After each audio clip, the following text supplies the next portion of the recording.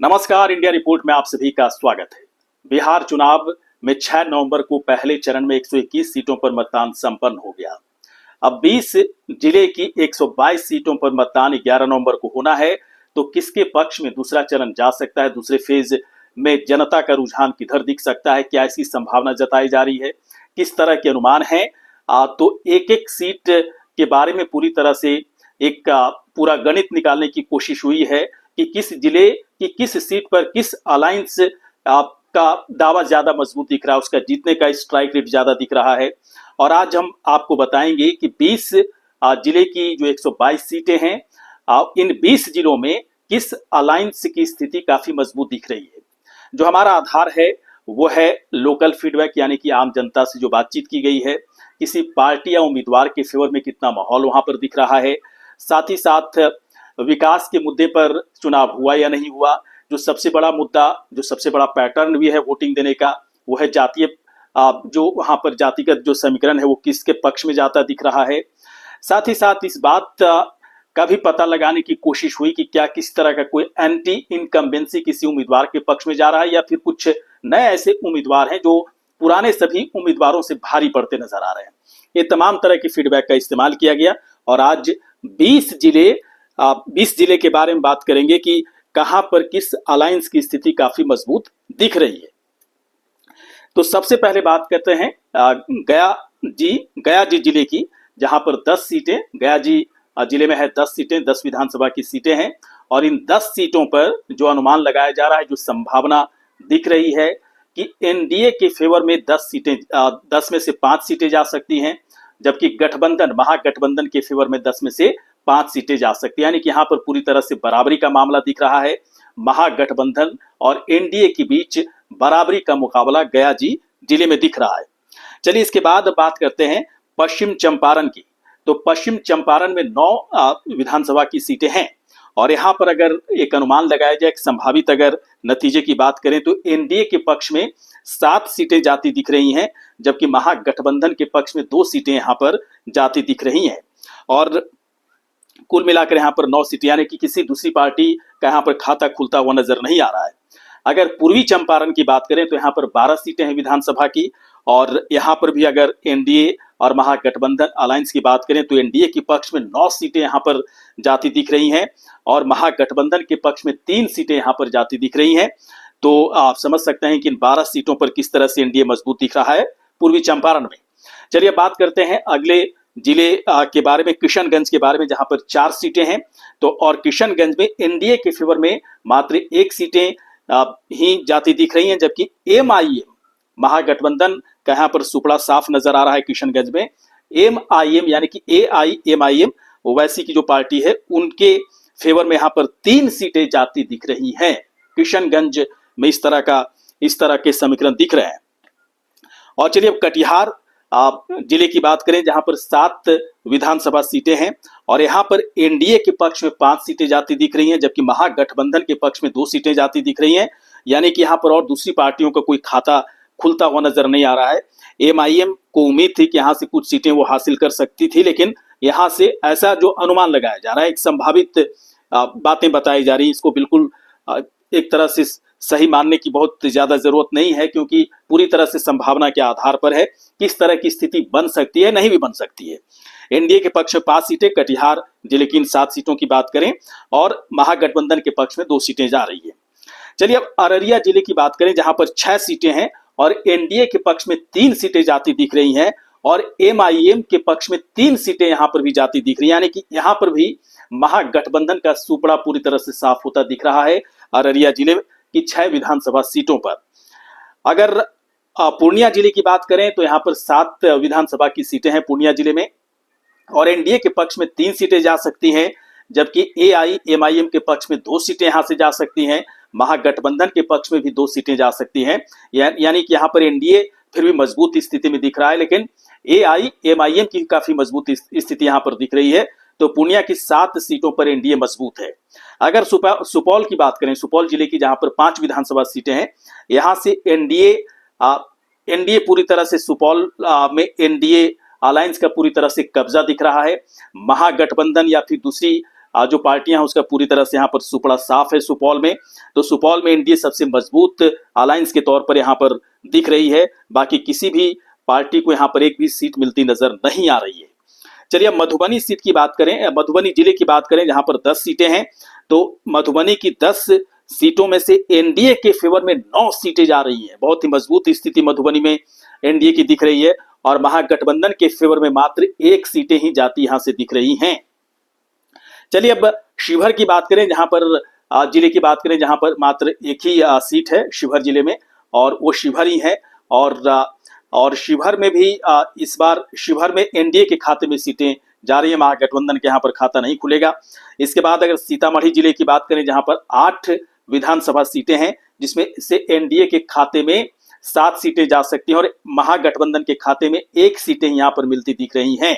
तो सीतामढ़ी में एनडीए काफी मजबूत दिख रहा है। जमुई जिले की 4 सीटों की बात करें तो एनडीए के खाते में 4 की 4 सीटें जाती दिख रही हैं। यानी कि जमुई में भी महागठबंधन का सुपड़ा पूरी तरह से साफ होता दिख रहा है। किसी भी पार्टी का यहाँ पर खाता खुलता हुआ नहीं दिख रहा है। एनडीए की ही पार्टियां यहाँ पर जीतेंगी। अगर बांका जिले की बात करें तो यहाँ पर 5 विधानसभा सीटें हैं, एनडीए के पक्ष में 3 और महागठबंधन के पक्ष में 2 सीटें यहाँ पर मिलती दिख रही हैं। यानी कि एनडीए यहाँ पर मजबूत है, लेकिन बराबरी का मुकाबला भी आप कह सकते हैं।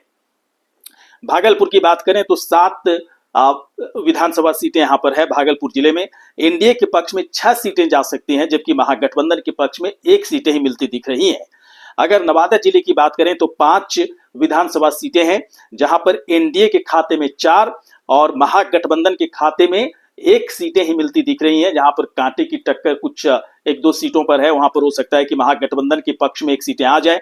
खासतौर पर अगर हिसुआ की बात करें और गोविंदपुर की बात करें तो यहाँ पर कांटे की टक्कर की वजह से नवादा जिले में जो एनडीए के खाते में है वो 4 सीटें आती दिख रही हैं 5 विधानसभा सीटें में और महागठबंधन के पक्ष में मात्र 1 सीटें ही दिख रही हैं। जहानाबाद जिले की बात करें जहां पर 3 विधानसभा की सीटें हैं और यहाँ पर एनडीए के पक्ष में 2 सीटें और महागठबंधन के पक्ष में मात्र 1 सीटें ही मिलती दिख रही हैं। तो जहानाबाद में भी एनडीए मजबूत दिख रहा है। अरवल सबसे चौंका रहा है। अरवल में 2 सीटें हैं और दोनों सीटों पर एनडीए का कब्जा इस बार कहा जा रहा है, इसकी संभावना जताई जा रही है। अनुमान लगाया जा रहा है कि एनडीए का कब्जा दोनों सीटों पर यहाँ पर हो सकता है और महागठबंधन का यहाँ पर खाता इस बार नहीं खुलेगा।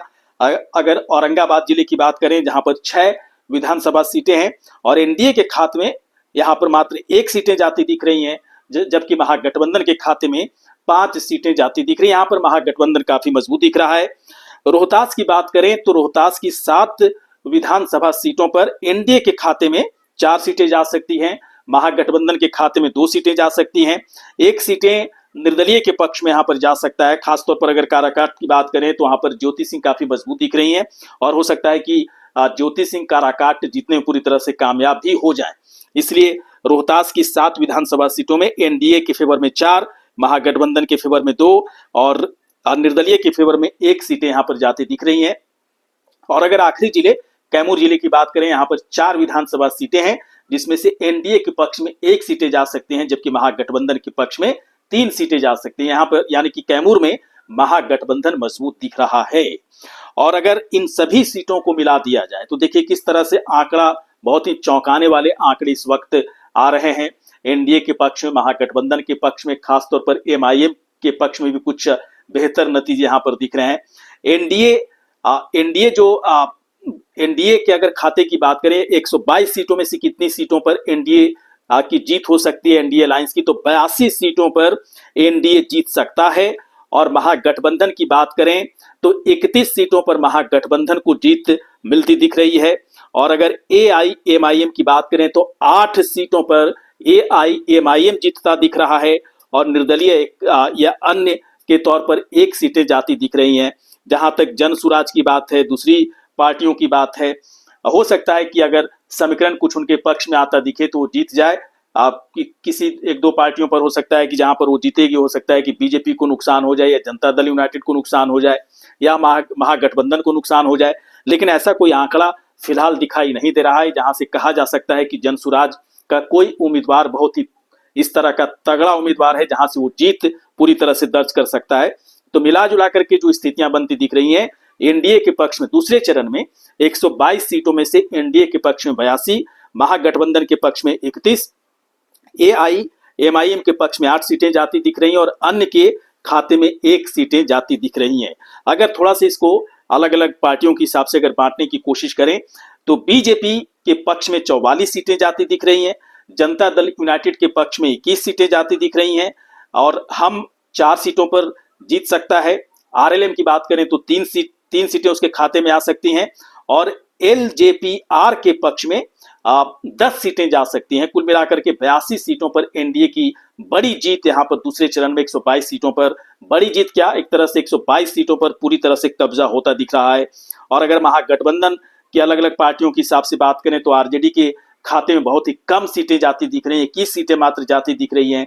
कांग्रेस के खाते में 4 सीटें, वीआईपी के खाते में 3 सीटें और लेफ्ट की जो पार्टियां हैं सीपीआई एमएल, सीपीआई और सीपीएम, इन सभी को मिलाकर 3 सीटें ही जाती दिख रही हैं। तो इस तरह का हिसाब और कुल मिलाकर जो इनको अगर देखा जाए तो 31 सीटें मिलती दिख रही हैं महागठबंधन को। एआईएमआईएम के पक्ष में 8 सीटें जा रही हैं, जबकि एक सीट पर निर्दलीय का हो सकता है कि निर्दलीय जीते हुए पूरी तरह से कामयाब हो जाए। ये पूरी तरह से जो रिजल्ट है अनुमान के आधार पर है, संभावना के आधार पर है कि दूसरे चरण में किस जिले में कितनी सीटों पर किस अलायंस की क्या स्थिति बनती दिख रही है, कहां पर एनडीए मजबूत है, कहां पर महागठबंधन मजबूत है। आपको क्या लगता है कि 11 नवंबर को जो मतदान होना है 20 जिले की 122 सीटों पर, किस जिले की किस सीट पर कौन जीत सकता है, कौन हार सकता है, किसकी मजबूत स्थिति है? यदि आपको लगता है आप इसके बारे में अगर चुनावी समीकरण को ध्यान में रखकर यदि आपको लगता है कि वो नतीजा सही हो सकता है तो आप कमेंट बॉक्स पर जाकर अपनी राय रख सकते हैं। ये वीडियो आपको कैसा लगा, अच्छा लगा हो तो आप तुरंत हमें सब्सक्राइब करें, शेयर करें, लाइक करें, साथ ही साथ कमेंट भी करें। नमस्कार।